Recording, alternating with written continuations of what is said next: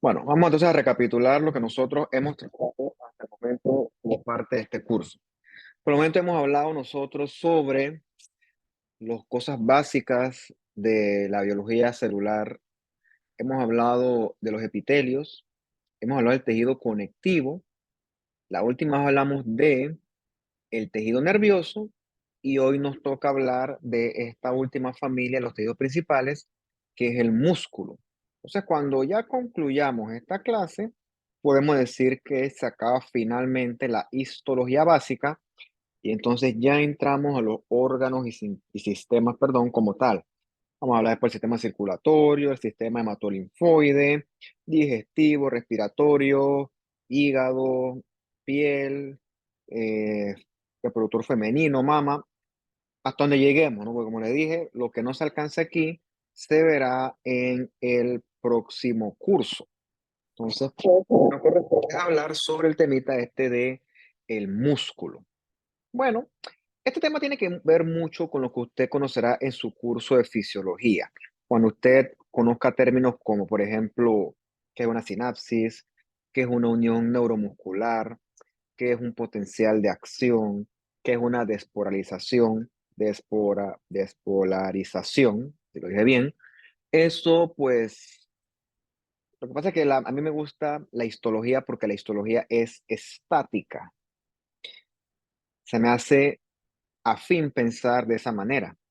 Pero cuando tomas la fisiología es todo lo contrario, la fisiología es dinámica. Por eso es que pues yo y la fisiología no hacemos match. Entonces yo voy a mencionar ciertas cosas, pero esos conceptos que yo voy a mencionar realmente deben ser ampliados es en tu curso de fisiología en adelante. Bien, del punto de vista funcional, el músculo, y hay varios, vamos a ver nosotros, aquí está el músculo estriado, que es el que tiene un aparato contráctil bien desarrollado. Ese es el músculo que tenemos en el esqueleto, o sea, el músculo esquelético, y el músculo cardíaco, o sea, el del corazón. Y al final vamos a ver el otro, que es un músculo que es no estriado, que es la fibra muscular lisa, que es la que nosotros encontramos en los órganos viscerales, vasos sanguíneos y un montón de otras regiones. De forma resumida, la fibra muscular se encarga de la contracción. Contracción que puede ser fuerte, puede ser débil.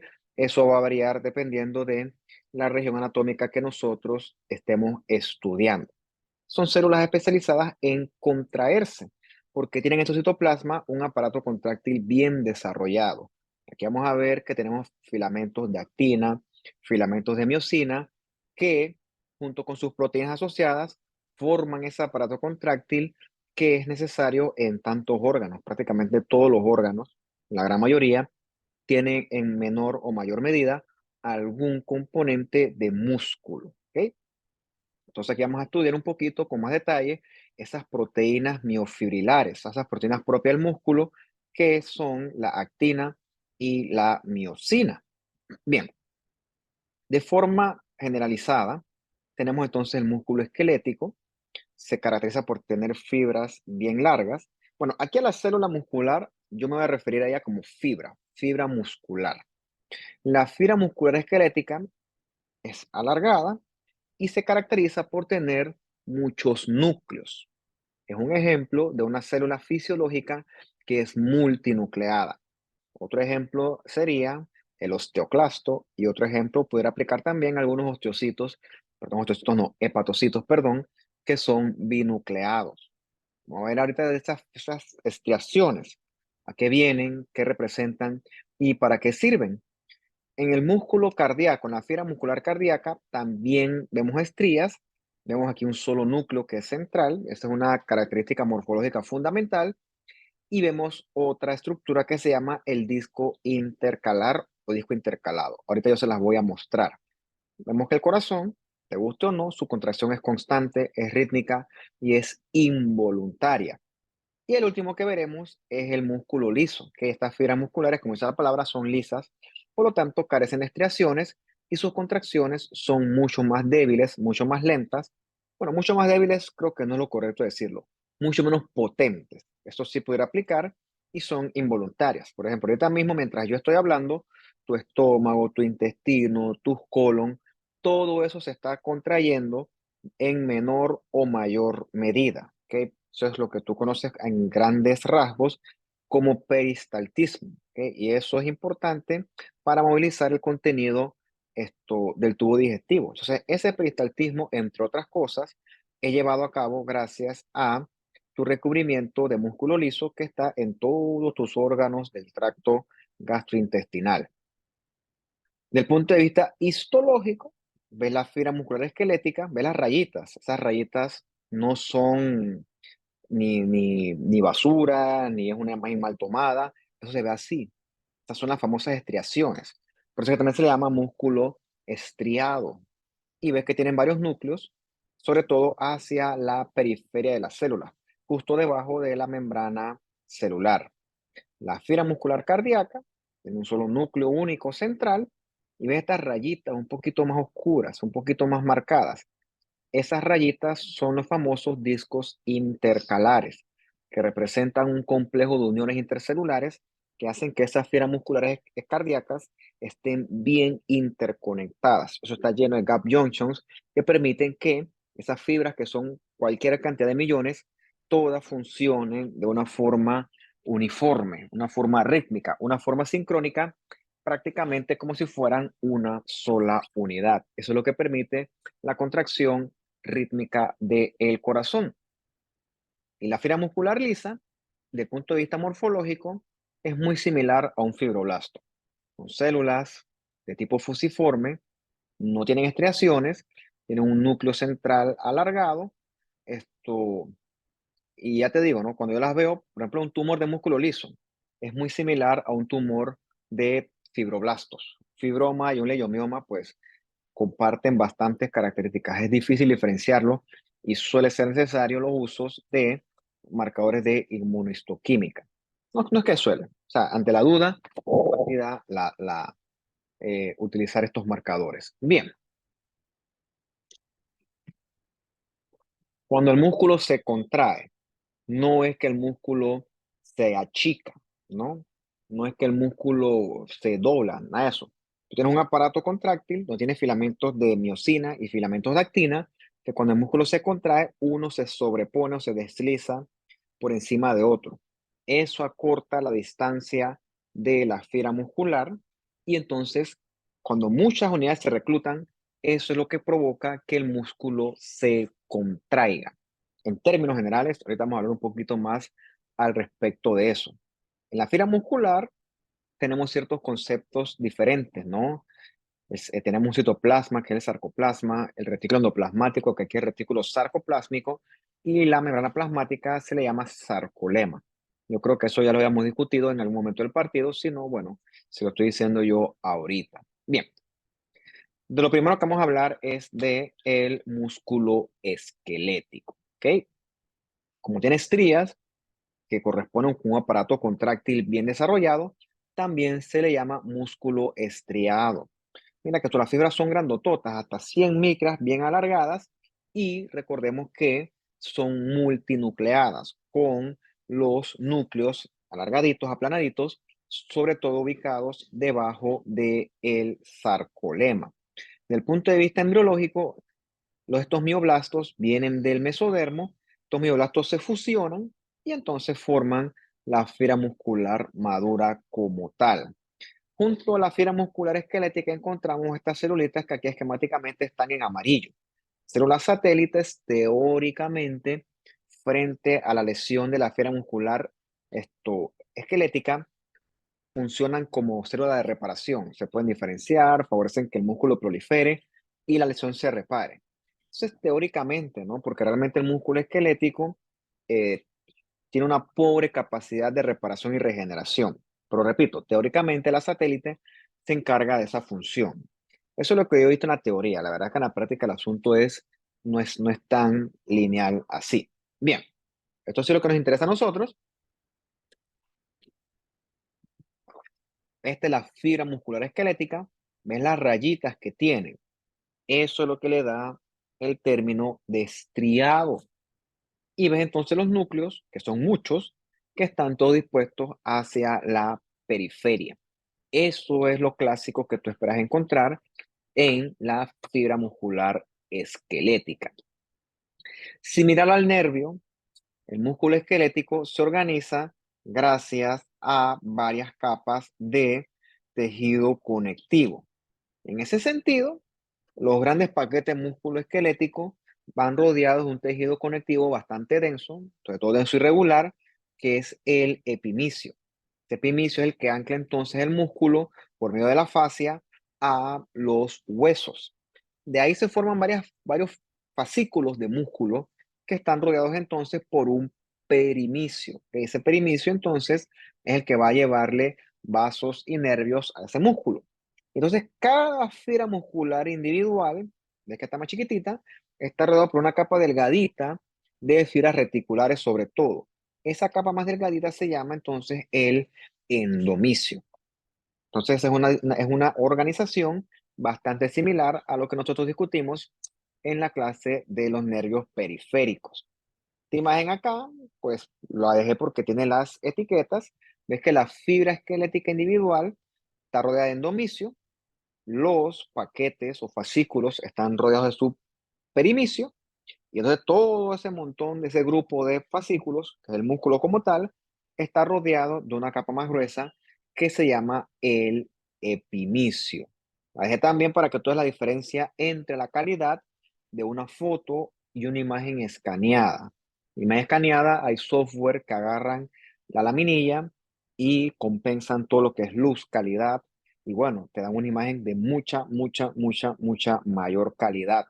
Aquí a la derecha lo que tenemos es una fibra muscular, pero un corte transversal, transversal o axial, ¿no? Conceptos que ya tú eres experto gracias a la anatomía y ves como si las fibras musculares tienen sus núcleos dispuestos entonces hacia la periferia. Y también se alcanza a ver bastante bien el fenómeno este de las estriaciones.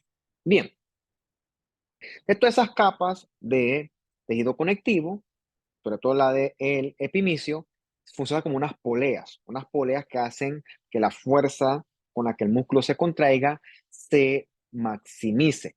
Obviamente también este tejido conectivo, mira el epimicio acá, ancla entonces ese músculo esquelético a, por ejemplo, los huesos y los tendones y forma una estructura que se llama la unión miotendinosa, que es útil para el anclaje del músculo a todas estas estructuras, piel, hueso, otros músculos, que asumo que pues es un concepto que es más fácil entender del punto de vista anatómico.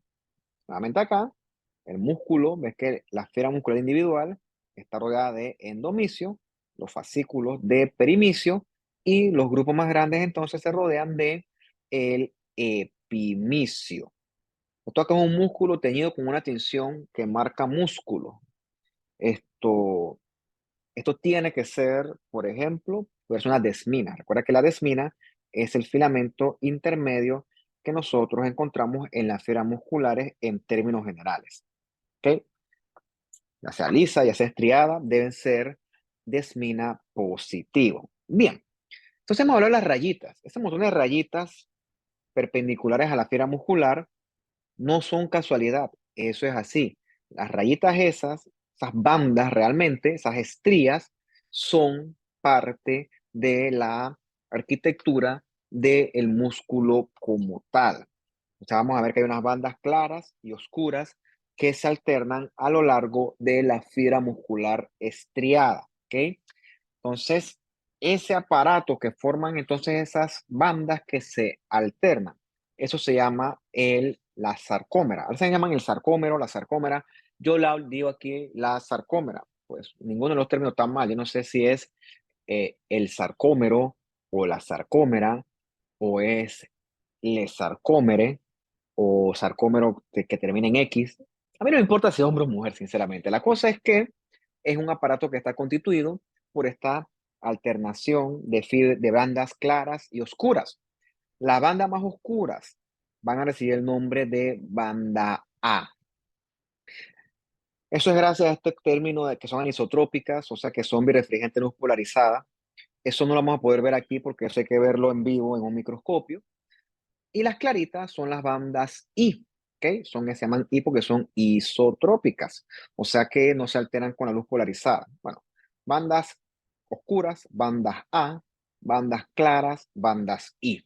Creo que eso es lo que me interesa que usted conozca hasta este punto de la clase. Bien, si agarramos entonces esa bandita, mira, ya esto está en buco aumento, pero bajamos más, vamos a acercarnos más a entonces esa imagen, ahora sí con un microscopio electrónico, y entonces vamos a contar esto que está acá, ¿ok?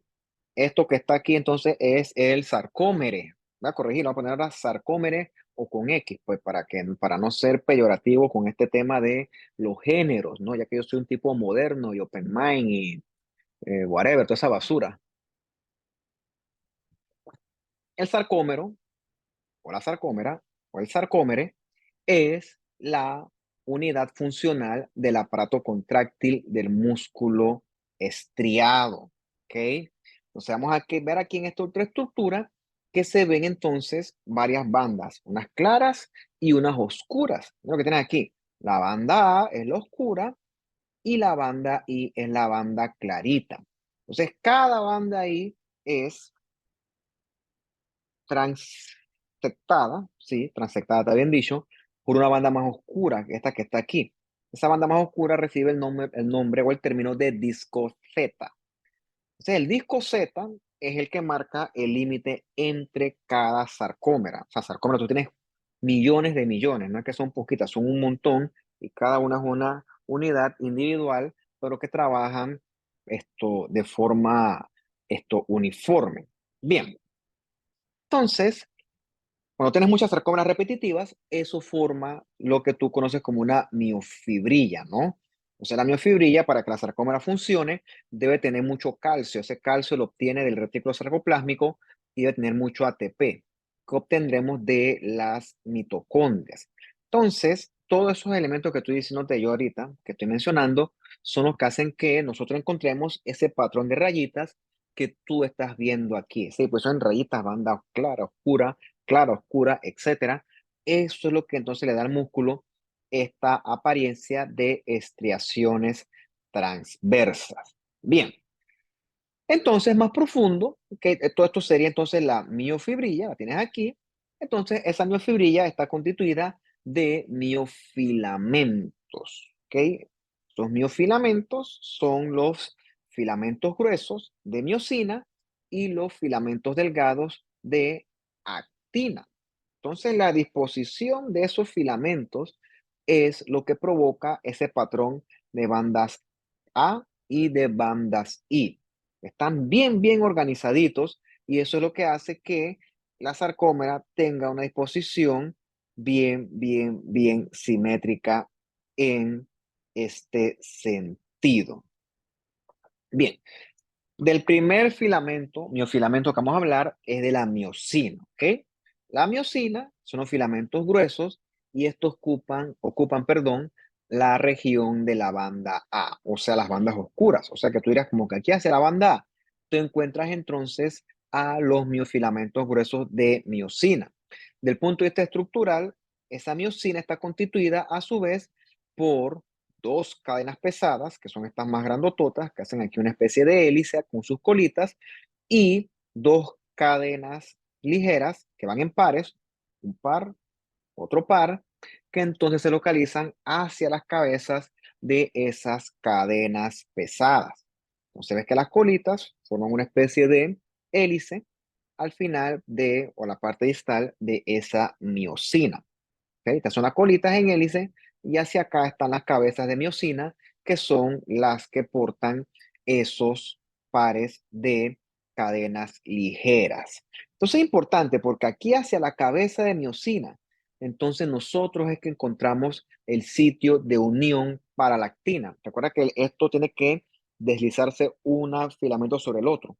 Para eso tienen que estar unidos. ¿Ok? Entonces aquí en la cabeza de miocina están los sitios de unión para la actina y también están los sitios de unión para el ATP. Repito, sin ATP esto no fuera posible. ¿Ok? Cada vez que el músculo se contrae, el músculo emplea ATP. Bien, Nosotros habíamos hablado un poquito de la actina en el contexto de la clase del citoesqueleto. Cuando hablamos del citoesqueleto, hablamos de tres elementos. Hablamos de el microtúbulo, hablamos de el filamento intermedio y el otro que hablamos fue el microfilamento o filamento de actina.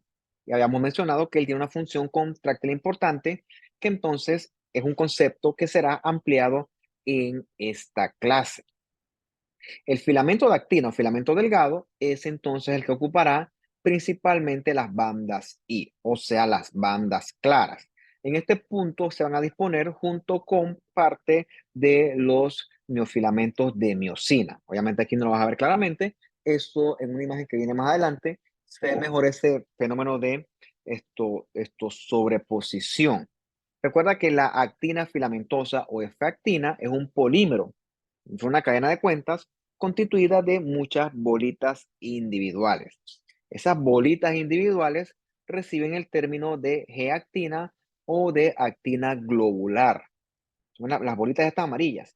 Cada una de esas actinas globulares contiene sitios de unión para la miosina. O sea, se van a unir, ves aquí la cabeza esa de miosina, se une entonces con la actina esa globular.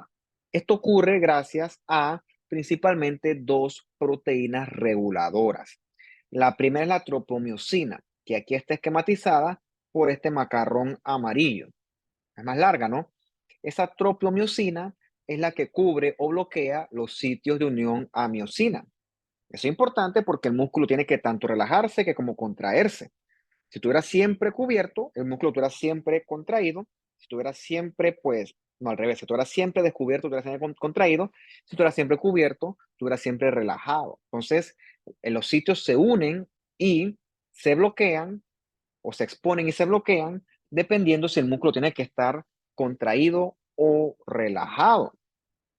Y también tenemos otra proteína reguladora que se llama la troponina. Aquí tenemos entonces tres subunidades. La troponina T, que es la que se adhiere entonces a la tropomiosina, la troponina C, C de calcio, que es la que entonces pues va a regular el calcio en este sitio, y la troponina I, que es la que entonces va a regular esa interacción entre actina y miosina. Bien, entonces ponte que agarras esta fibra muscular esquelética de acá arriba, ¿ok? La fibra muscular estaría todo este paquete, la agarras y comienzas a desmenuzarla hasta que finalmente sacas los hilitos, ¿no? Esos hilitos son las miofibrillas. Y estás más profundo y le sacas más hilitos. Esos hilitos chiquititos son los miofilamentos que le estoy tratando de explicar ahorita. Entonces, en esos miofilamentos tú vas a encontrar dos, los gruesos o pesados que son de miosina. ¿Recuerdas? Son dos cadenas, ¿no? Con dos cabezas y una colita que se entrelaza. Y aquí arriba entonces vas a tener dos paredes de cadena ligera que tienen sitio de unión para actina, que lo dice, y sitio de unión para el ATP. Y el otro que vas a obtener es filamentos delgados de actina. ¿Ves que será todo esto el filamento de actina? Está constituido por estas bolitas que aquí están rojas. Esa es la actina globular. ¿Ok? Vas a tener entonces también la tropomiosina, que aquí está verde, que es un macarrón verde. Sí, macarrón verde. Entonces ese macarrón verde va a corresponder con la tropomiosina. Recuerda que ella es la que cubre los sitios de unión de la actina con la miosina. Y también encontramos a la otra proteína reguladora, que es la troponina. Recuerda que está la troponina T, que es la que entonces pues se une a la tropomiosina. Está la troponina C, que es la que liga calcio, y está la troponina I de interacción, que es la que entonces regula la interacción de la actina con la miosina. Bien, entonces pues para que esto ocurra, tiene que haber proteínas extra que regulen el asunto. Mira, aquí se ve el fenómeno este mejor. Estas van a unas proteínas que regulan esto, ¿no? Mira la banda A. En la banda A solamente hay estos filamentos gruesos de miosina, solamente, que son estos que dan aquí medio fuchsia, magenta, depende cuál color te guste más. Todo esto que está acá es la banda A, todo es solamente miosina. Mientras que en la banda I encontramos un punto donde hay eh, Perdón.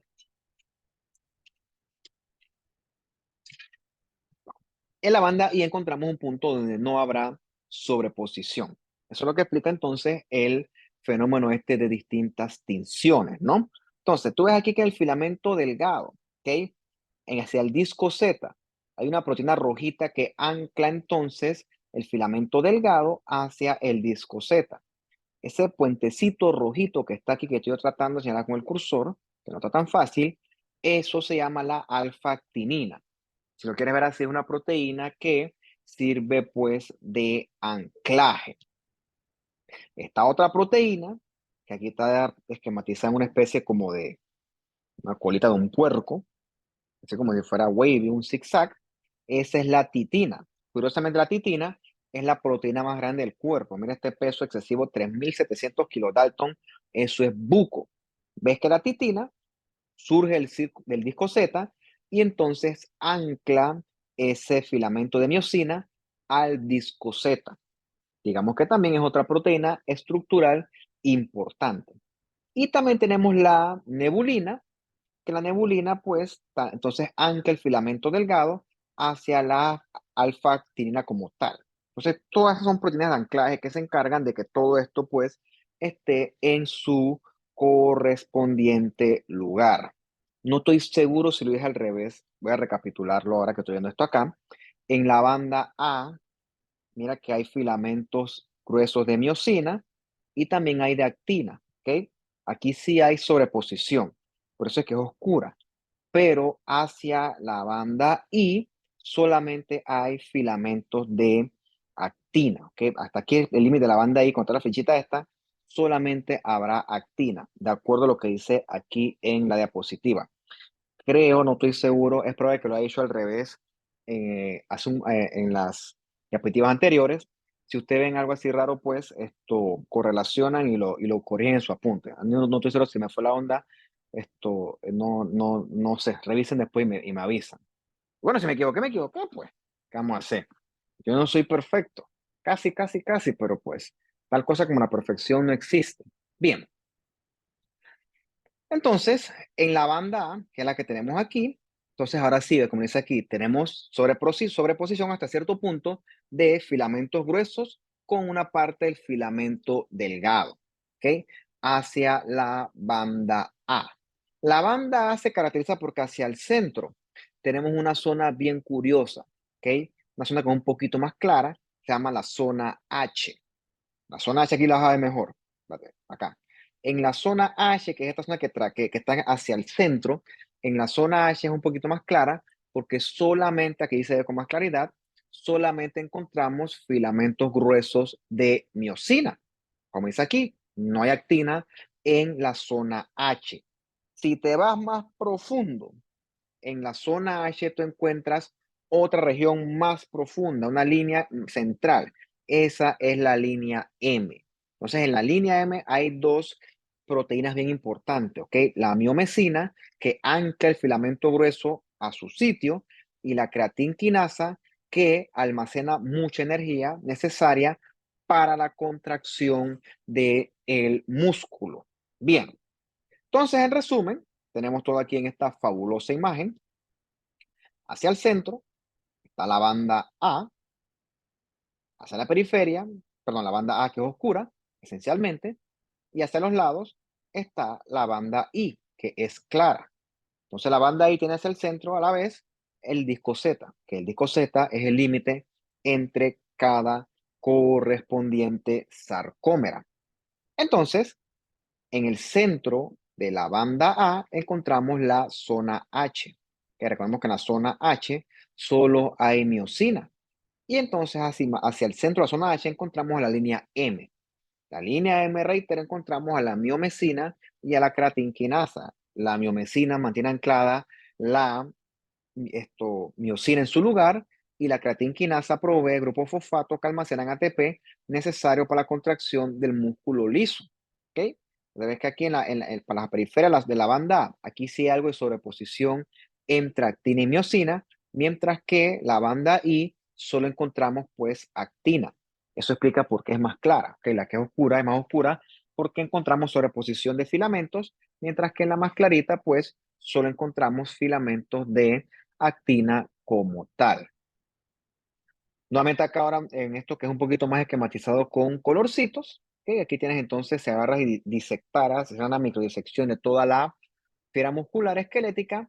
Bien acá las regiones, ¿no? La sarcómera está constituida, o qué bien, pues es un, es pretty, tecnología. ¿Ok? Tenemos entonces la banda A.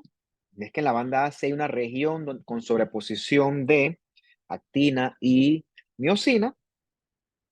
Tenemos central la zona H. Ok, recuerda que en el centro a su vez está la línea M. Ahí está la miomesina y la creatinquinasa. Y hacia la periferia está entonces la banda I, que es la clarita. Aquí solamente vemos entonces filamentos delgaditos de actina.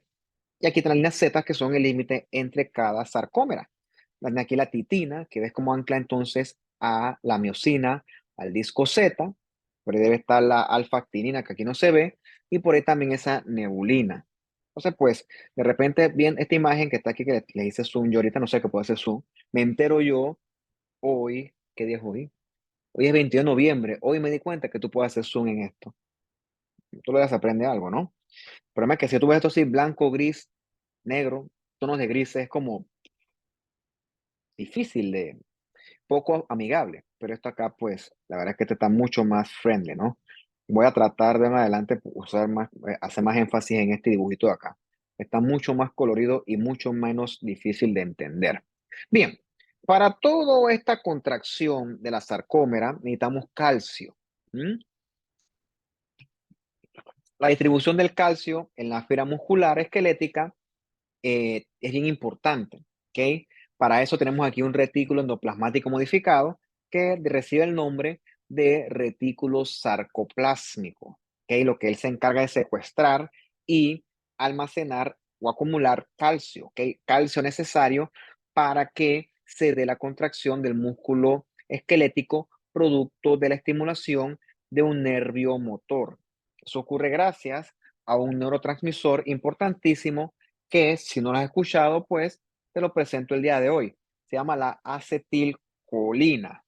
Bien, el músculo se contrae de una forma coordinada, bien controlada. Eso es porque la distribución de calcio es bien regulada, gracias al aparato que constituye el retículo sarcoplásmico y a estos pliegues del sarcolema que se llaman los túbulos T. ¿Ok? Entonces, esa unión de sarcoplásmico y túbulos T se encargan que el calcio se distribuya homogéneamente a lo largo de cada fibra muscular como tal. Entonces, eh, la unión esa o la unidad conformada por dos túbulos T, perdón, cada túbulo T y dos cisternas del retículo sarcoplásmico, eso se llama triada. O sea, esa triada se encarga de que todo el calcio se distribuya adecuadamente y llegue entonces a los filamentos de miosina y de actina. Entonces, cuando se libera ese calcio, es que comienza entonces la contracción del músculo esquelético. Nuevamente acá ves el músculo, la fibra muscular individual, y ves entonces cómo está toda rodeada por esos cables azules. Esos cables azules son las cisternas del retículo sarcoplásmico que junto a sus correspondientes túbulos T forma esa triada. Repito, la triada se encarga de que el calcio se distribuya homogéneamente a lo largo de cada fibra muscular esquelética y como dice acá, eso es necesario para que se dé la contracción de la sarcómera. Bien, viene entonces la parte de la fisiología. Solamente voy yo a mencionarlo, repito, esto excede hasta cierto punto el alcance de mi clase y yo solamente voy a decir cosas que son afines para lo que estoy hablando ahorita. No voy a hacer mucho detalle. Recordemos que la sarcómera se contrae porque los filamentos gruesos y los delgados se sobreponen o se deslizan entre sí. Ese acto, pues, acorta la sarcómera y eso es lo que provoca la contracción. Lo que es aquí importante. El miofilamento no cambia longitud, sino que se sobreponen entre sí. Como lo verías aquí, ¿no? Están separaditos y al poder unirse gracias a los sitios de unión, se pueden entonces, pues, deslizar uno sobre el otro. Para que eso ocurra, tiene que darse un cambio eléctrico en las membranas durante el potencial de acción. Ese cambio eléctrico se da porque la neurona que está acá arriba libera entonces la acetilcolina. La acetilcolina estimula al músculo, estimula a nuestras triadas a que liberen calcio. Y esa liberación de calcio provoca entonces que se expongan esos sitios de unión de la actina y la miosina. Como dice acá, ¿no? Cuando el músculo está en reposo o se ha relajado, no hay unión de la miosina con la actina, ¿ok? No hay unión, no están unidos, están separaditos porque recordemos que tenemos una proteína que regula esto, que es la tropomiosina. La tropomiosina en este momento bloquea esa unión. Entonces, cuando llega la señal de la neurona que estimula entonces al músculo, entonces se libera calcio, ¿ok? Entonces ese calcio se une a la troponina C, y entonces esto fue una especie de movimiento, ese movimiento se llama entonces en fisiología, eso mueve la tropomiosina, y ese movimiento expone entonces los sitios de unión de la actina con la miosina, y se une entonces la miosina con la actina, y se forma entonces ese enlace cruzado. Ese movimiento de donde se expone el sitio de unión, eso le llaman pivote. Eso tú lo puedes, si lo quieres ver así, una cosa es que yo hable y yo no sé tú qué te estarás imaginando, búscalo en YouTube. Hay bastantes videos que te muestran el pivote, cómo ocurre en vivo. Y creo que es, repito, es algo dinámico. Creo que es mucho más fácil de entender. O sea, cuando ocurre eso, los filamentos de actina y de miosina esto, se deslizan uno sobre otro. Y repito, eso acorta la sarcómera y provoca entonces la contracción de la sarcómera, o sea, del músculo como tal. Entonces, para eso requerimos ATP y bastante. Recuerda que ese ATP se une en la cabeza de miosina. Entonces, en presencia de calcio y ATP, se reclutan cualquier cantidad de sarcómeras. Lo ves acá, no mira la sarcómera cuando está relajada, es como si tuvieras tú un telescopio abierto, ¿ok? Y cuando tiene el calcio y el ATP, el telescopio se cierra. ¡Plup!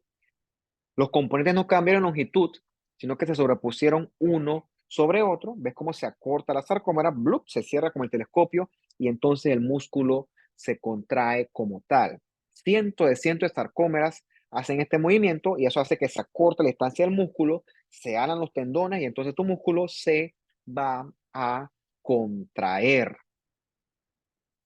Eso es el mejor esfuerzo, por cierto. No, por favor, exígeme a mí con HY, con morfología, pero con esto, pues, lamento confesar que me cuesta. Bien,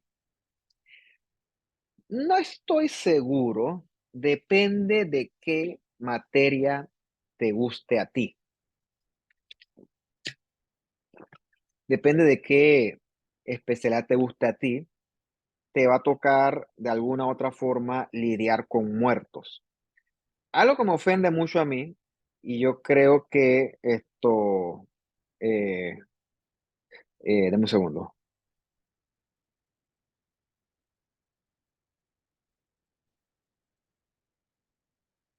ya voy. Algo que me molesta a mí es que la gente cree que los patólogos somos autopsiólogos. La gente cree, patólogo, él trabaja con muertos y ya. Y yo me quedo como que, mira, eso no es verdad, eso es un poco mal distribuido a lo largo de la historia. Sí es cierto que en un momento el patólogo hacía autopsias porque hace 50 años el paciente se moría y no sabíamos de qué se moría. Por lo tanto, era importante establecer una causa de muerte. Vino entonces a lo que se llama el tomógrafo, que es lo que usted conoce que le llaman CAT.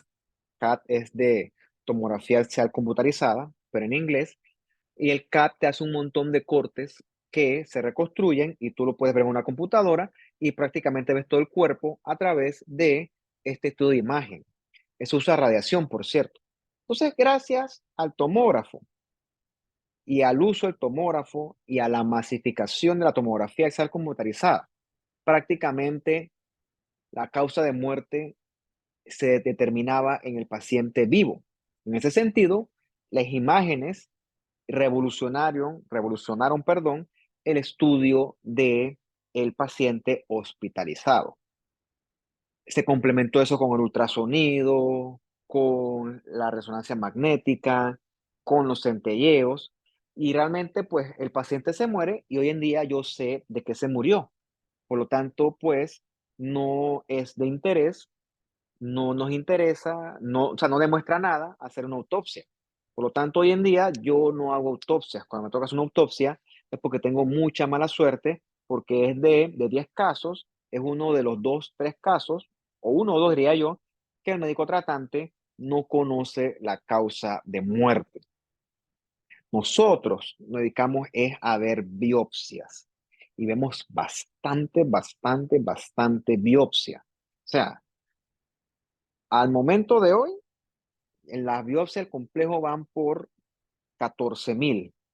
Eso es lo que va del año. O sea, para que tú tires línea, la cantidad de muestra y pieza quirúrgica que llega al laboratorio de nosotros, que sobra decir que es el más grande de todo el país y por cancha larga.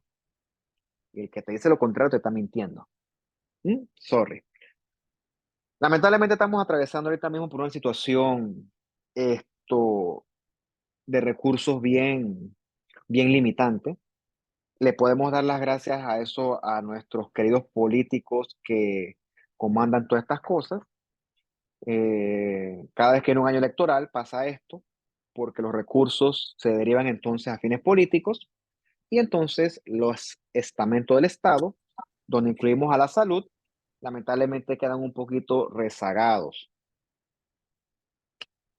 No es mi culpa, no lo voy a resolver yo. ¿Qué quieres que te diga? Somos un país populista y yo creo que eso en esta vida no va a cambiar. Pero por lo general, pues salud se jala una buena cantidad de recursos y gracias a eso podemos trabajar súper bien. Lamentablemente, pues hoy por hoy esa no es la situación. Ya tenemos la fracción, el fraccionamiento ese, de la salud, complejo. Estamos en transición y las transiciones pues son difíciles, ¿no? Como dice el dicho, ¿no? La incomodidad se va, pero las obras quedan. Entonces ahorita mismo estamos en un periodo incómodo.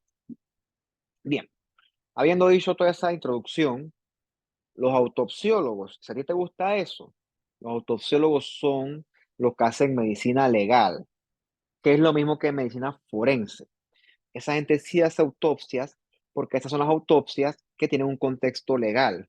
Todo lo que es un atropello, un balazo, un apuñaleado, todas esas cosas son de medicina legal. Lo otro es, por ejemplo, una persona que se murió en la casa. Todas esas cosas que ocurren fuera de un hospital, todas esas cosas lo tiene que ver medicina legal. Y esta gente sí tú ves pacientes con ese clásico rigor mortis, ¿ok? Paciente que tú vas a ver cuando él pasa después de un tiempo de haberse muerto, el paciente está totalmente contraído. Y tú tratas de bajar ese brazo y fácil no está. Y aparte de que está todo contraído, está frío, porque las neveras de la morgue son bien frías. Es un fenómeno bien curioso que tiene que ver bastante con lo que nosotros estamos viendo hoy del músculo. Bien, en situaciones normales, cuando el músculo tiene que volver a su estado de relajación, entonces el calcio baja y se bloquean nuevamente los sitios de miocina y de actina. Y la sarcómera vuelve a su estado de relajación. Cuando tú te mueres, bueno, tú no, pues el paciente se muere. Entonces, la actina y la miocina, ¡cluc!, se quedan pegadas. Los enlaces se vuelven cruzados y eso hace que el músculo se quede constantemente contraído. Otra cosa que sucede, que lo estaba leyendo en la mañana hoy, por cierto, cuando les escribí como a las 5 de la mañana, que todo el mundo me ignoró, yo estaba leyéndome eso ahí el rigor mortis, mientras que sus majestades estaban durmiendo plácidamente, pues yo estaba pues estudiando este tipo de cosas acá, cada quien, ¿no? Hay cambios químicos en las fibras musculares esqueléticas, cambios químicos que permiten que se libere mucho calcio, ¿ok? Se bota el calcio por cantidades y entonces ese calcio acentúa más ese, esa unión entre actina y miocina. Por eso es que el paciente queda todo contraído debido esa ausencia de ATP y a ese montón de calcio que se libera sin control. Eso es lo que provoca ese fenómeno de rigor mortis. Mira que si tú me preguntas a mí, define con una palabra la rotación del amor judicial sin ofender a nadie, porque cada quien a lo suyo. Para mí la palabra sería desagradable. Los olores que había allí, una cosa que pues yo no te puedo, tienes que olerlo para que tú veas realmente qué es un olor feo. El olor a muerto es otro tipo de olor, porque ¿qué pasa? Eran pacientes que se morían en la casa 3, 4, 5 días, el tipo tan podrido, verde, lleno de gusanos. Sinceramente, yo no sé cómo a alguien le puede gustar eso. Sinceramente, ¿ok? Los muertos que nosotros vemos son muertos que están fríos, que se detectó el tiempo de muerte, pero cuando yo veo esos muertos podridos, que es una cosa espectacular, pero desde el punto de vista negativo, o sea, eso, repito, sin ofender a nadie, pues yo no sé cómo a alguien le puede gustar eso. Pero bueno, es un trabajo y se cobra, ¿no? Eso sí es cierto. Bien, de forma de resumen, porque repito, yo no soy fisiología. Los nervios que inervan al músculo son nervios motores mielinizados, son nervios bien grandotes, bien bastante prominentes, que se conectan con o hacen unión con nuestro músculo esquelético. Los nervios, la mielina que los rodea, la va a proveer la célula de Schwann o neurolemocitos. Ese nervio, cuando hay estimulación, libera entonces acetilcolina, que es la que entonces provoca esos cambios que van a hacer que el músculo se contraiga. Bien, probablemente usted ha escuchado hablar de esta enfermedad, es bastante famosa en el contexto de la medicina. Esta es la miastenia gravis. La miastenia gravis, ¿qué ocurre? Se producen autoanticuerpos contra los receptores de acetilcolina en el músculo esquelético. Yo siempre cuando explico esto, porque yo lo explico casi en todos mis cursos, eso es como tú tienes una cerradura en una puerta, tú agarras la llave, metes una llave en la cerradura, ¡pam!, la metes y ¡prac!, quiebras la llave adentro de la cerradura. Está bloqueada la cerradura. Si yo puedo venir con mi llave, después trato de meter la llave y no va a entrar porque la cerradura está bloqueada por la llave rota. O sea que el sitio de unión está bloqueado. ¿Ok? La cerradura está íntegra, eso es cierto, pero el sitio de unión está bloqueado. Así que por mucho que yo trate de introducir la llave, eso no va a pasar. De alguna u otra forma, usando ese ejemplo, eso es lo que debe ocurrir en la miastenia gravis. Los autoanticuerpos ocupan los receptores de unión de acetilcolina. Entonces el nervio secreta acetilcolina, pero nunca se une a esta a sus correspondientes receptores. O sea, es como si nunca llega la acetilcolina, nunca llega el mensaje y por lo tanto el músculo no se contrae. ¿Ok? No se va a contraer el músculo. Es cierto que se trata de corregir esto, pero el ataque autoinmune es mucho más rápido que la corrección por los lisosomas y eso hace que la enfermedad empeore. ¿Ok? Como el músculo no se contrae, el signo clásico es este que tú ves acá arriba, que el paciente se le caen los párpados. No es que él esté durmiendo, no esté durmiendo ni cansado, es que para contra los párpados tienen músculo esquelético, ¿ok? Y sin esto, el párpado se cae, literalmente. Eso se llama ptosis palpebral y es un signo clásico y esperado del músculo esquelético. Es lo primero que ocurre. En las miastenas que se ponen bien malas, bien graves, se compromete el diafragma y el paciente entonces no puede respirar, no puede ventilar porque el diafragma no se contrae y entonces, antes de compensarlo, él requiere que lo ayudes con un ventilador. Bien, en el músculo esquelético tenemos también una estructura que se llama el uso muscular.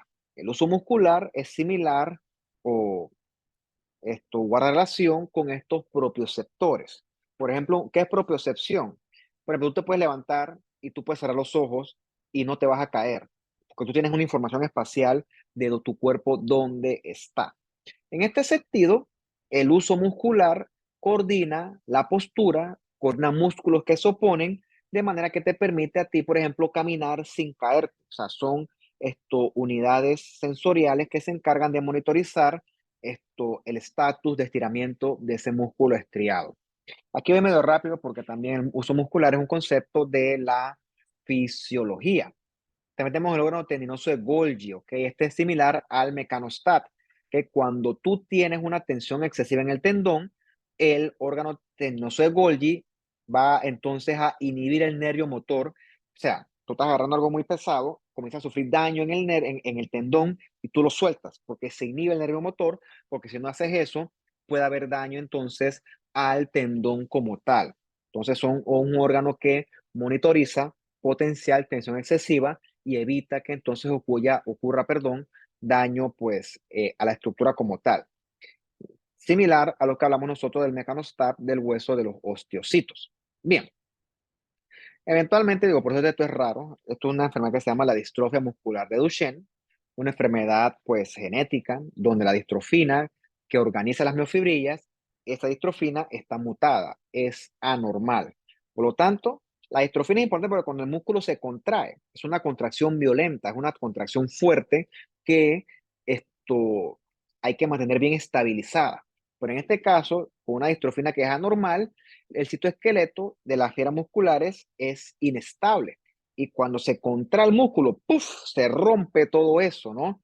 Entonces, eso lleva a que la fibra muscular, entonces, poco a poco, perdón, se vaya desgastando, se va degenerando, y es lo que entonces genera, entre otras cosas, estos músculos débiles, tan débiles que ni siquiera pueden mantener la postura del paciente. Bien, y ya para terminar esta última parte del músculo esquelético, vemos que desde el punto de vista histoquímico hay varios tipos clasificables de músculo esquelético. Están unos músculos que se contraen rápido, como los párpados, y otros músculos que soportan tensión más tiempo, como los músculos de la espalda que te mantienen tu postura. Entonces, gracias a eso sabemos que hay fibras musculares que se contraen rápido o lento, las podemos dividir en ese sentido, o fibras musculares que utilizan distintos métodos de obtener ATP, ya sea fosforilación oxidativa o glucólisis. ¿Okay? Entonces, en base a eso las podemos teñir. En la vida real yo nunca he visto esto, no es tan práctico, esto es más que todo para métodos o para fines académicos. Entonces, el músculo en ese sentido, en base a su metabolismo, lo podemos dividir por sus niveles de mitocondria, de glucógeno, de mioglobina, que almacena hierro y también almacena oxígeno. En ese sentido, tenemos fibras musculares oxidativas lentas. Estas se contraen bien lento y no se fatigan con el tiempo. Tienen mucha mitocondria, mucha mioglobina y son más oscuras. Estas son las fibras, por ejemplo, de los músculos de la postura. Y tenemos las fibras estas glucolíticas rápidas, que son, por ejemplo, los músculos de los párpados, que utilizan metabolismo de tipo anaerobio. Tienen mucho glucógeno, por eso que son blancas, ¿ok? Y tenemos también las que tienen un metabolismo intermedio. Entonces, en esta tablita, pues, vamos a hacer los resumen. Ves que las lentas son, sobre todo, los músculos de la espalda, de la postura, y las rápidas son, por ejemplo, los músculos extraoculares y de los párpados. Y las intermedias incluyen los músculos, por ejemplo, de las piernas. Bien, esta fue la sección más larga de la clase y la que pues me cuesta a mí bastante, un poquito bastante. Vamos a tomarnos aquí unos 3 minutos para hablar entonces sobre el músculo cardíaco.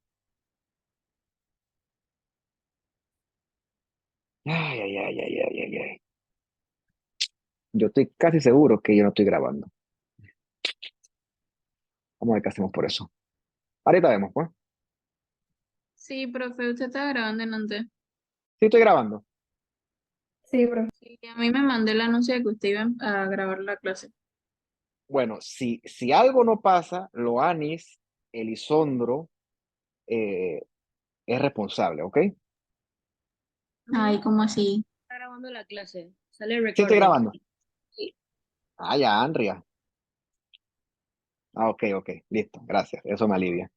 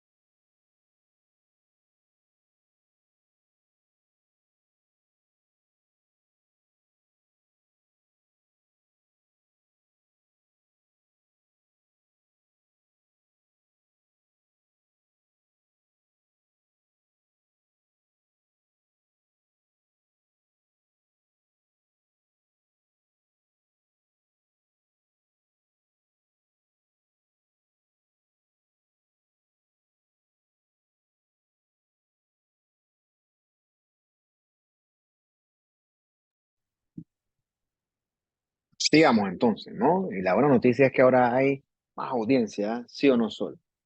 ¿Mm? Ahora sí hay más ánimos para seguir con esta clase, ¿verdad? Por supuesto que sí. Bien, vamos así entonces con la clase. Vamos a hablar ahora de esto, el músculo del corazón, la fibra muscular cardíaca. Bien, eh, en esta imagen a la derecha es un corazón en un corte axial. Algo importante de ese corte es que ves que la fibra muscular cardíaca ahora tiene solamente un núcleo central. Esa es una diferencia morfológica fundamental entre el músculo esquelético y el músculo cardíaco.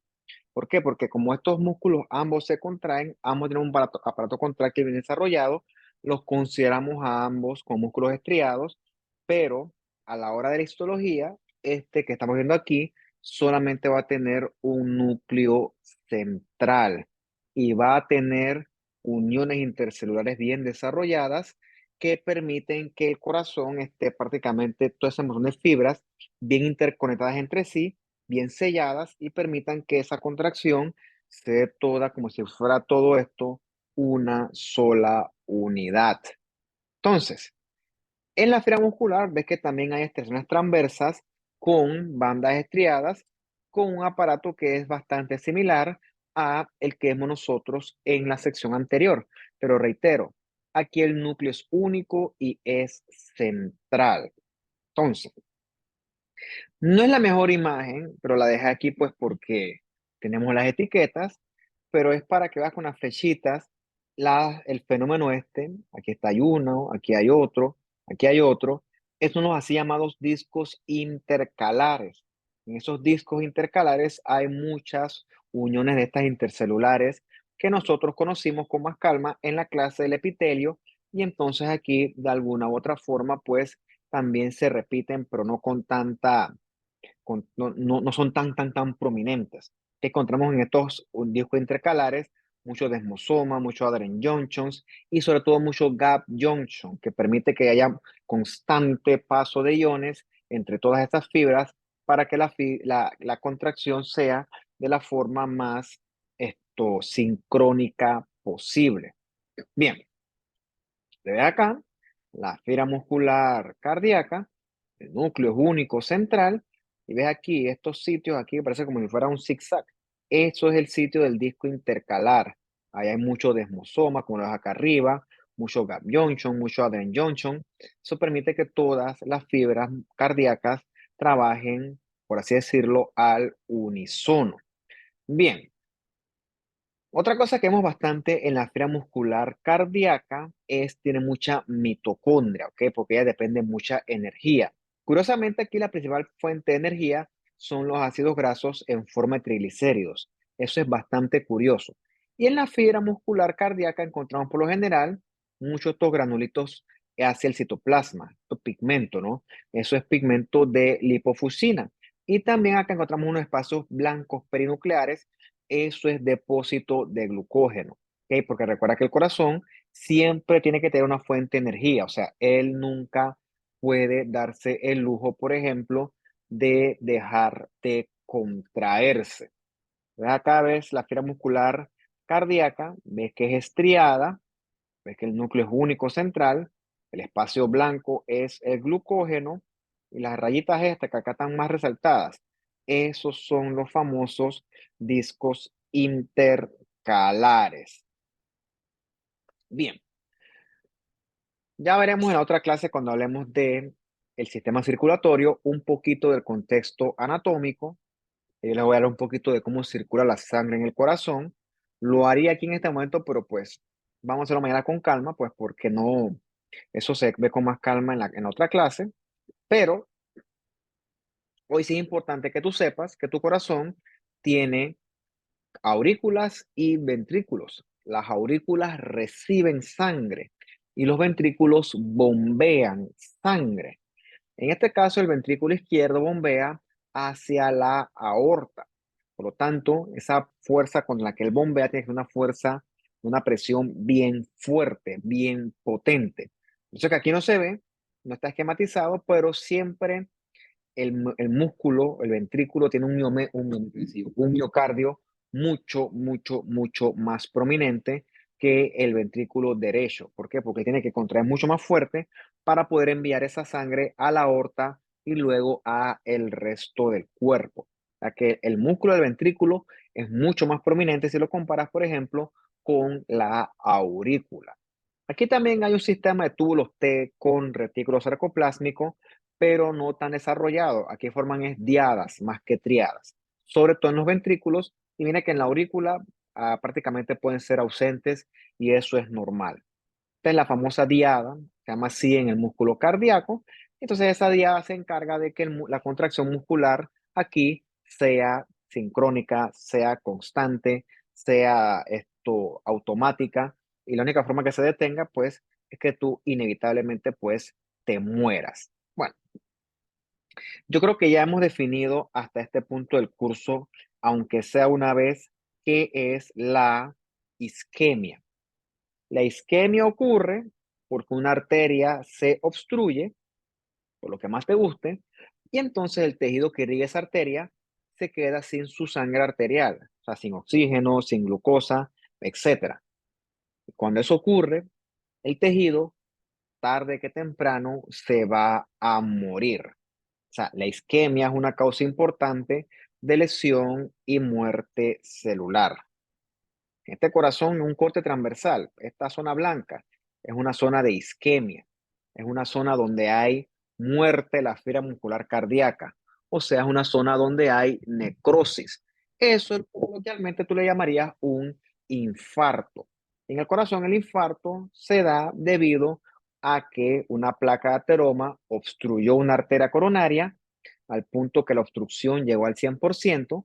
Después hablamos con más detalle cómo ocurre eso. Y entonces lo que irrigaba esa pobre arteria, pues se va a morir. Bueno, realmente lo que irrigaba era ese, pues, el pobre músculo, el realmente más pobre es el músculo que se va a morir. ¿Por qué esto es una urgencia?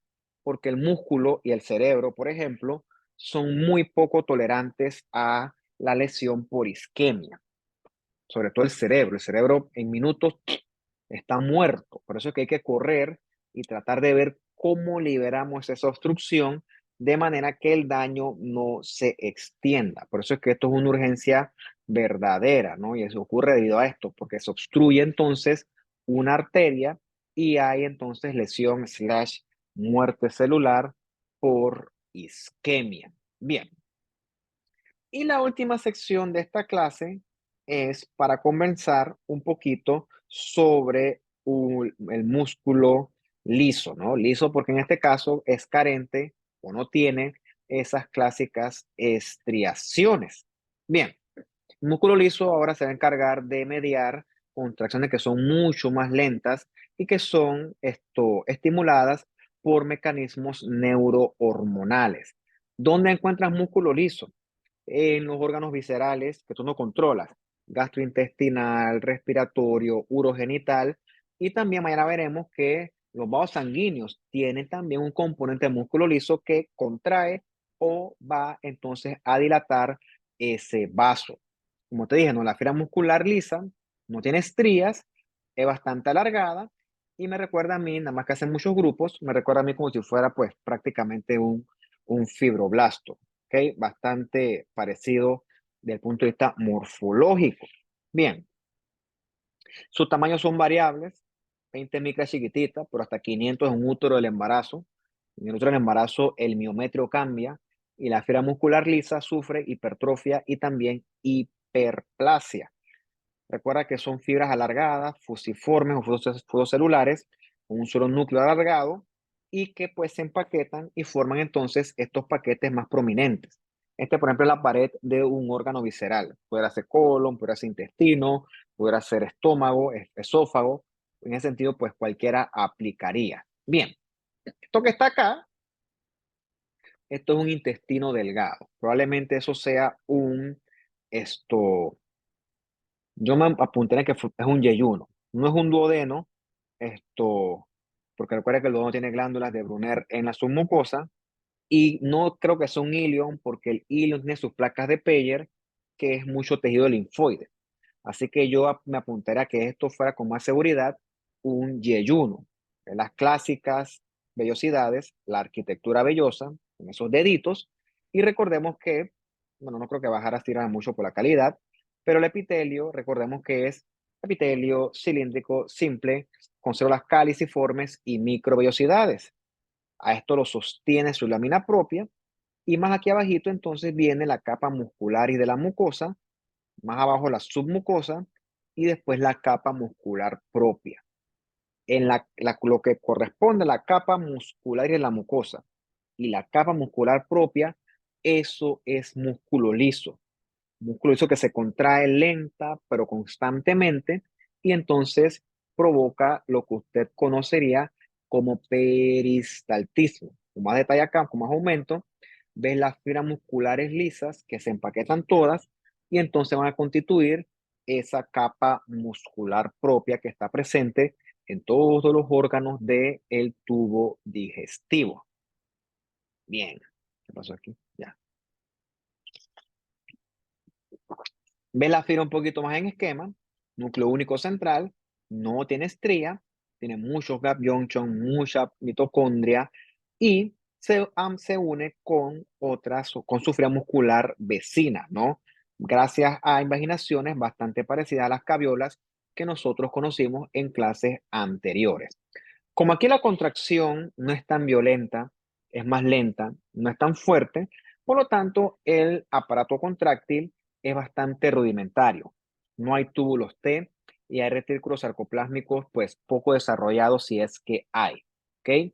Aquí toda esta maquinaria contráctil es reemplazada por gap junctions bien desarrollados. ¿Ok? Y también tenemos canales iónicos que son los que liberan entonces, regulan entonces la liberación del calcio cuando la fibra muscular lisa se va a contraer. Tampoco los filamentos de actina tampoco están asociados ni a troponina ni tropomiosina. Aquí no existe eso. Aquí lo que existe sobre todo es el sistema de la calmodulina, que es una proteína que entonces va a regular la contracción de la fibra muscular lisa.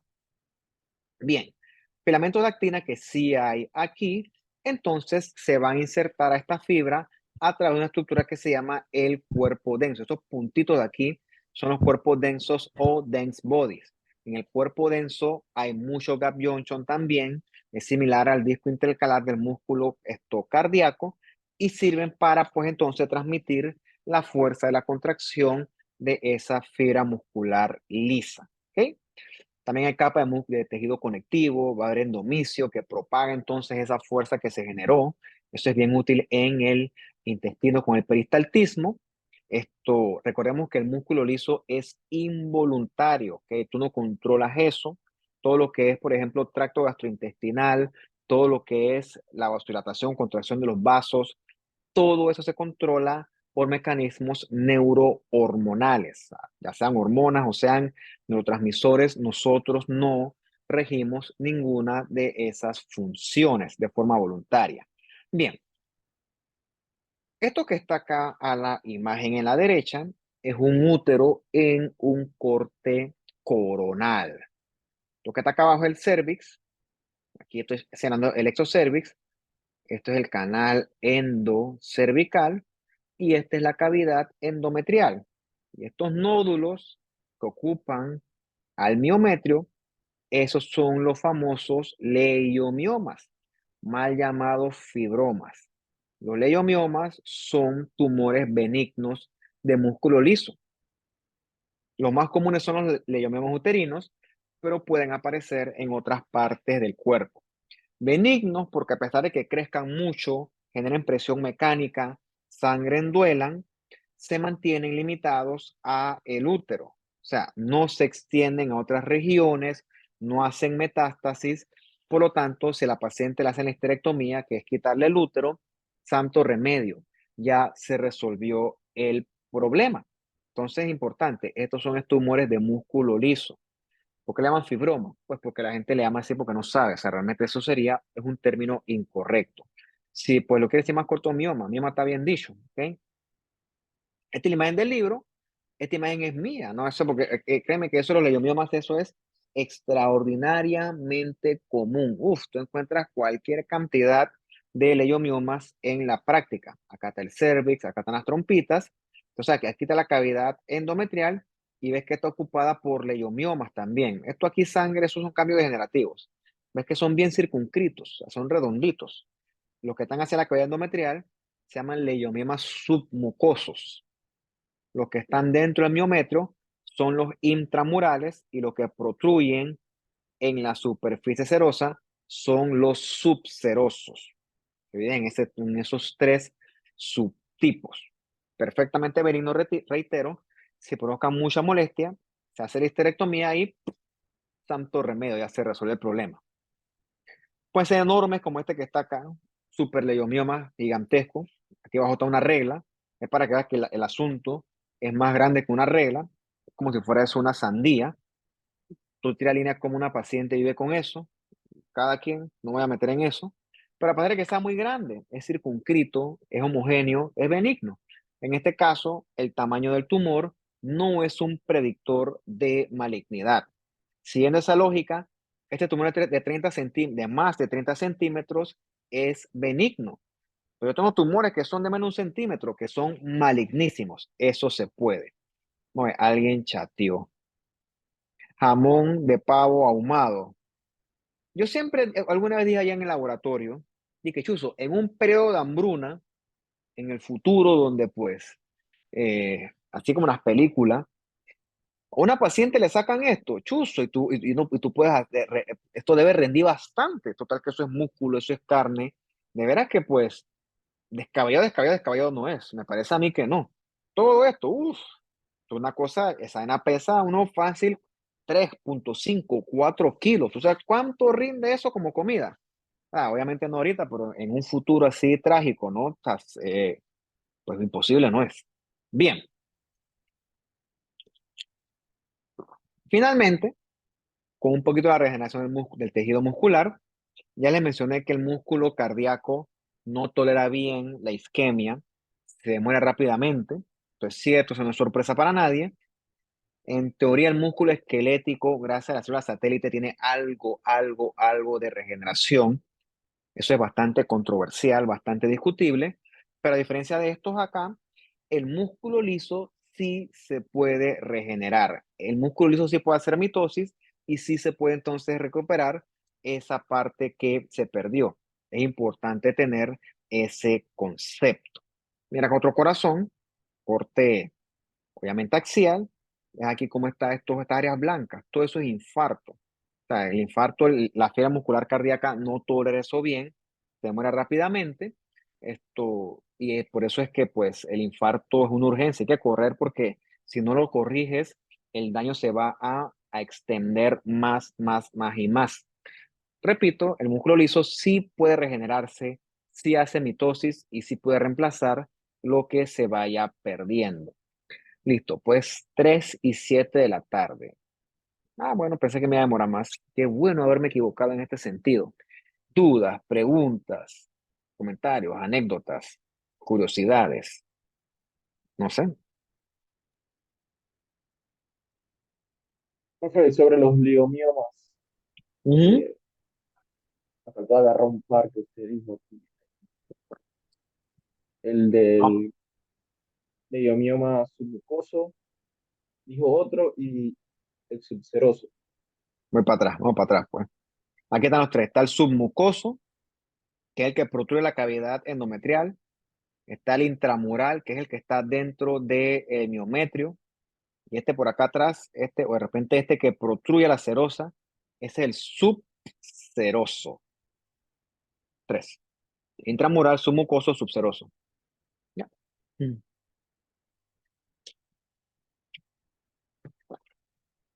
¿Qué más? ¿Mm? Profe, esos leiomiomas siempre afectan la fertilidad de la mujer.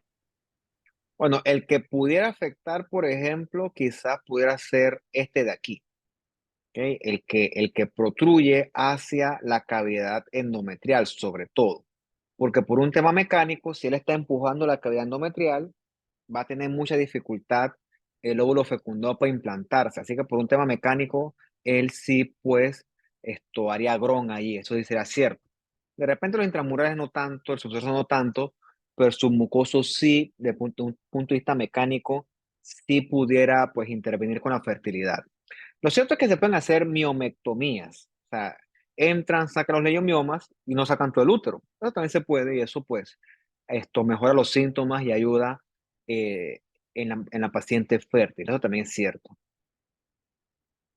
¿Qué más?